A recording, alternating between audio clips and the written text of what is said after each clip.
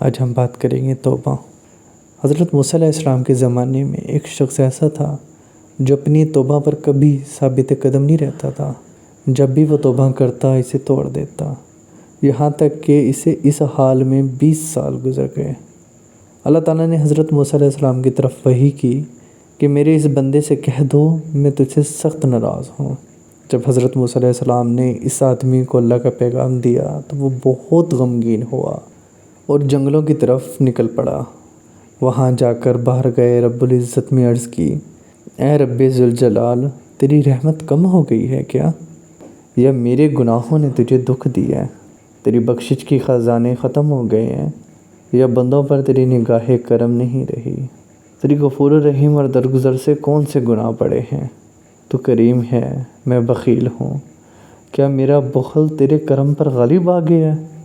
اگر تو نے اپنے بندوں کو اپنی رحمت سے محروم کر دیا ہے تو وہ کس کے دروازے پر جائیں گے؟ اگر تو نے دھتکار دیا ہے تو وہ کہاں جائیں گے؟ اے رب قادر و قہر، اگر تیری بخشش کم ہو گئی ہے، میرے لیے عذاب ہی رہ گیا ہے، تو تمام گناہ گاروں کا عذاب مجھے دے دے، میں ان پر اپنی جان قربان کرتا ہوں۔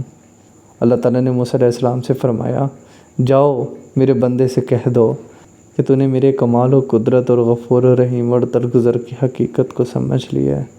اگر تیری گناہوں سے زمین بھر جائے میں تب بھی تجھے بخش دوں گا۔ اللہ تعالیٰ غفور و رحیم ہے، معاف کرنے والے ہیں، ان سے معافی مانگ کر تو دیکھیں ہم۔ اللہ تعالیٰ تو انتظار میں رہتے ہیں کہ کب میرا بندہ میرے پاس آئے گا، مجھ سے معافی مانگے گا اور میں اسے معاف کر دوں گا۔ اے رب العزت، اے ساری کائنات کی شہنشاہ، اے ساری مخلوق کو پالنے والے، اے زندگی موت کا فیصلہ کرنے والے، اے آسمانوں اور زمینوں کے مالک، اے عزت اور ذلت کے مالک، اے بیماروں کو شفا دینے والے، اے اللہ ہم تیرے گناہ گار بندے ہیں، تیرے خطاکار بندے ہیں، ہمارے گناہوں کو معاف فرما، ہماری خطاؤں کو معاف فرما۔ اے اللہ ہم اپنے اگلے پچھلے صغیرہ کبیرہ سبھی گناہوں، خطاؤں، نافرمانیوں کی معافی مانگتے ہیں۔ اے رب العزت، ہم اپنے گناہوں سے توبہ کرتے ہیں، ہماری توبہ قبول و منظور فرما۔ اے اللہ جن لوگوں سے تو راضی ہے ہمیں بھی ان لوگوں میں شامل کر دے۔ اے اللہ جن لوگوں پر تیرا خاص کرم ہے ہمیں بھی ان لوگوں میں شامل کر دے۔ اے اللہ جن لوگوں کو تو معاف کر چکا ہے ہمیں بھی ان لوگوں میں شامل کر دے۔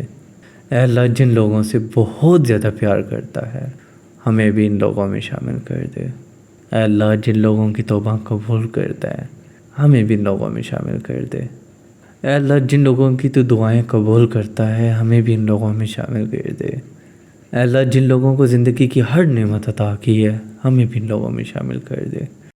اے میرے پروردگار، اے کن فیکن کے مالک، 70 ماہوں سے بڑھ کر پیار کرنے والے رب، تجھے تیری رحیمی کا واسطہ، تجھے تیری کریمی کا واسطہ، تجھے تیرے حبیب محمد صلی اللہ علیہ وسلم کا واسطہ، اللہ میری دعا قبول فرما۔